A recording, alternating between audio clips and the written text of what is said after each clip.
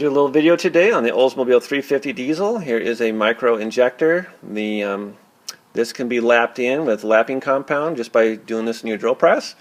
And here are the parts to the micro injector. Your spring and a little shoe that goes on the top here for the stem. So something simple to do, and those can be polished in. Anyways, here is the fuel cap. The fuel cap can fail. There is a check valve in there which can cause a vacuum issue where the tank has too much vacuum in it. This is designed to release the vacuum so it's not too high, but if it's too high, that will cause the fuel pump or the supply pump to starve for fuel. So anyways, that is one issue you could have. Next issue is the fuel sock in the gas tank can get all plugged up with slime, especially in cars that have been sitting for many years, picked up at estate sales. There seems to be a lot of those being found at this time.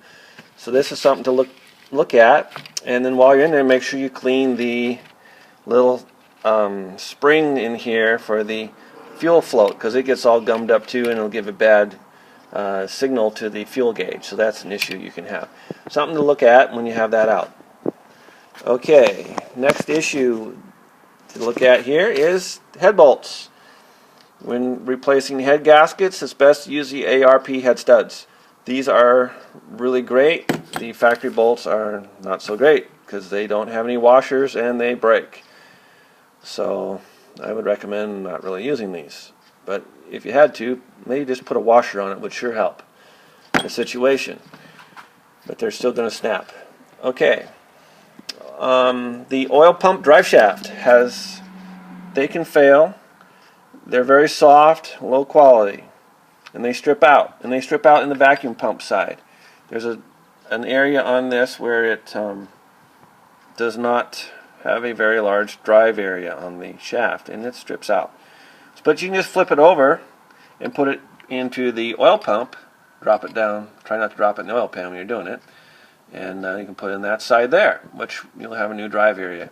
And then the good area will be in the vacuum pump drive side, which will be up in here.